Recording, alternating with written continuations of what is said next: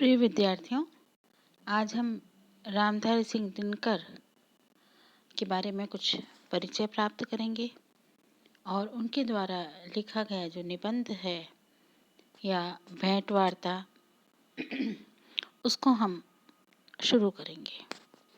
तो क्योंकि दिनकर एक महत्वपूर्ण रचनाकार हैं, अपने युग के श्रेष्ठ रचनाकार होने के साथ साथ वे हमारे राष्ट्र कवि भी हैं, तो इसलिए दिनकर के बारे में जानना और उनको समझना हमारे लिए अत्यंत महत्वपूर्ण है। तो दिनकर की जो जानकारी है उसको मैं आपको बताती हूँ कि दिनकर का जन्म बिहार में हुआ और मुंगेर ज़िले में उनका जन्म हुआ। बीए ऑनर्स किया और उसके बाद में वे उच्च माध्यमिक विद्यालय के प्रधानाध्यापक हो गए। बाद में बिहार सरकार की सब रजिस्ट्रार बने और मुजफ्फरपुर में हिंदी विभागाध्यक्ष के रूप में उन्होंने काम किया। भागलपुर विश्वविद्यालय के कुलपति और भारत सरकार के हिंदी सलाहकार के रूप में भी उन्होंने कार्य किया। उन्होंने राज्यसभा, राष्ट्रभाषा आयोग, साहित्य अकादमी और आकाशवाणी की परामर्श समितियों के भीतर सुधार किया, कार्य किया, परामर्श दिया और इस प्रकार वे इन समितियों के वे सदस्य रहे। दिनकर ने संस्कृति की 4 अध्याय पुस्तक लिखी जिसे साहित्य अकादमी द्वारा और उर्वशी पर जो एक काव्य है उन्हें ज्ञानपीठ पुरस्कार प्राप्त हुआ। भारत सरकार ने उनको पद्म भूषण भी दिया और भागलपुर ने उनको डीलिट की उपाधि भी प्रदान की। तो इस प्रकार दिनकर का जो ये कार्य था, जो उनकी जीवन भर उन्होंने जिन कार्यों को किया, ये उनका एक संक्षिप्त परिचय हमने पढ़ा था। दिनकर की प्रसिद्धि वैसे कवि के रूप में हुई। रेणुका, हुंकार, सामधेनी, रसवंती, द्वंद्वी गीत, कुरुक्षेत्र, रश्मि रथी, उर्वशी, परशुराम की प्रतीक्षा, ये इनकी काव्य कृतियाँ हैं। उनकी कविता में ओज, प्रसाद, माधुर्य का अद्भुत समन्वय है, लेकिन उनका गद्य साहित्य जो है वो भी महत्वपूर्ण है। उन्होंने बहुत सारे निबंध, आलोचना, संस्मरण, यात्रा वृत्तांत लिखे। संस्कृति के 4 अध्याय, काव्य की भूमिका, शुद्ध कविता की खोज उनकी गद्य कृतियाँ हैं और उनके निबंध हैं। अर्धनारीश्वर, रेती के फूल, मिट्टी की ओर और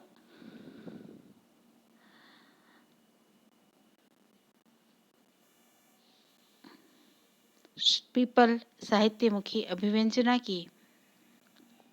इस प्रकार उनकी रचनाओं में अभिव्यंजना या अभिव्यक्ति जो है वो उसमें दिखाई देती है। इसमें दिनकर का जो ज्ञान है, ज्ञान की जो गहराई है, वो इन सब में हमको नज़र आती है। इनका पद्य और गद्य दोनों ही भावात्मक सजीवता से परिपूर्ण है। और ये जो निबंध है कबीर साहब से भेंट जो हम पढ़ेंगे, ये गद्य का एक उत्कृष्ट नमूना है। इसको उन्होंने संवाद शैली में लिखा है, बहुत सारे उदाहरण दिए हैं और उन्होंने एक कल्पित भेंट वार्ता की कल्पना की है। लेखक जो है वह कल्पना करता रहता है और उनको ऐसा लगता है कि उनके स्वप्न में कबीर आए हैं और वो एक कबीर से कुछ प्रश्न पूछते हैं, अपनी जिज्ञासाओं का समाधान करना चाहते हैं। तो उस कल्पना की, उस मुलाकात को उन्होंने निबंध के रूप में लिखा है, उन विचारों को रखा है। और कबीर भी हमारे युग के महत्वपूर्ण कवि हैं, भक्त कवि हैं, निर्गुण धारा के प्रमुख हैं और आज भी वे प्रासंगिक हैं।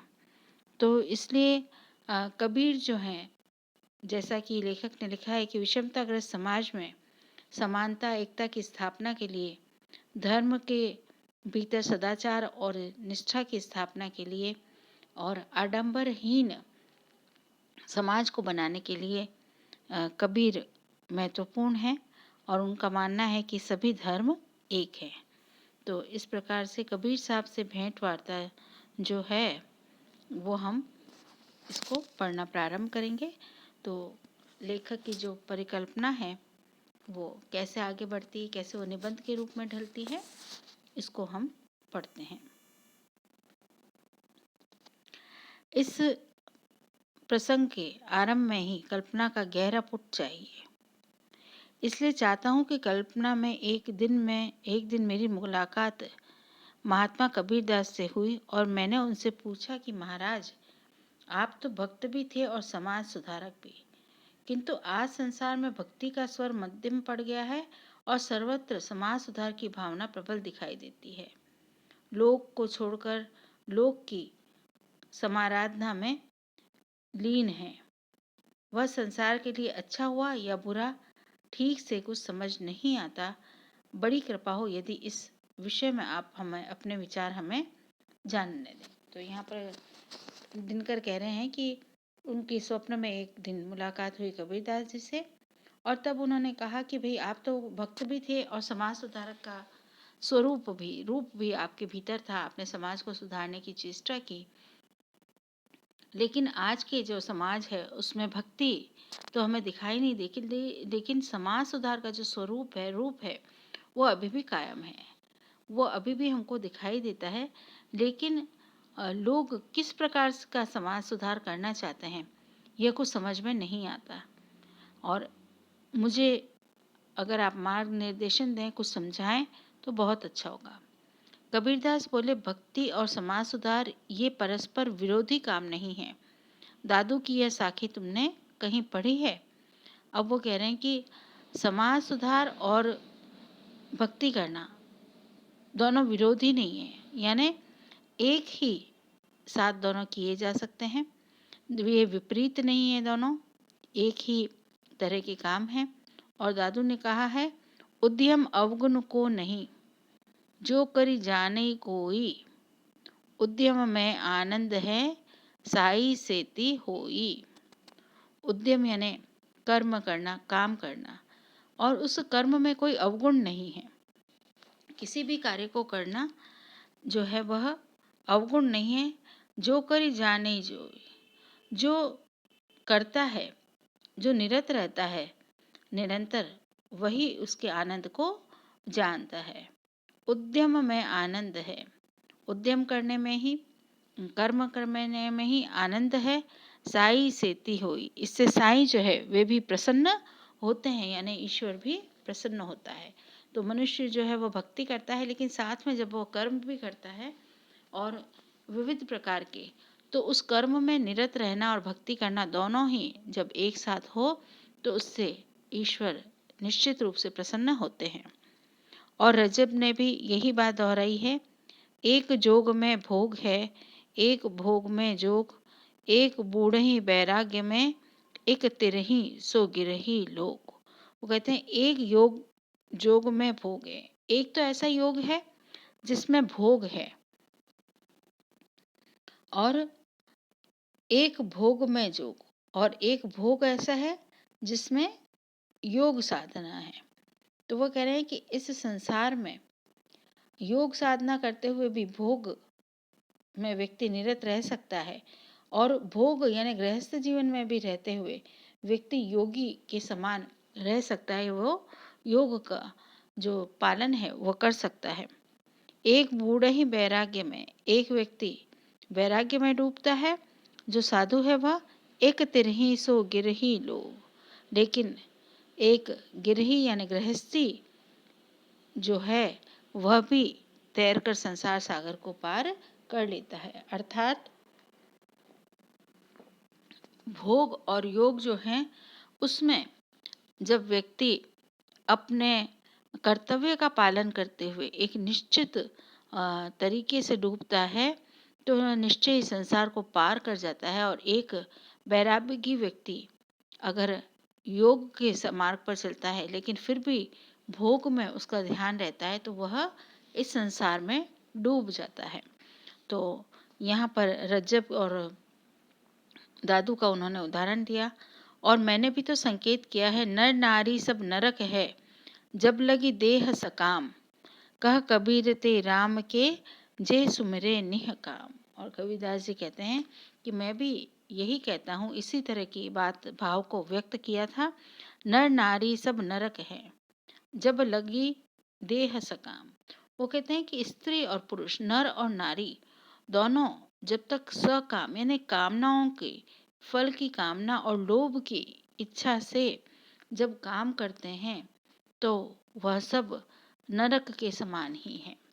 अर्थात अभिलाषाओं के साथ, इच्छाओं के साथ, लाभ की कामनाओं के साथ जब व्यक्ति काम करता है तो वह कहते हैं कि मेरी दृष्टि में वह नरक के समान ही है।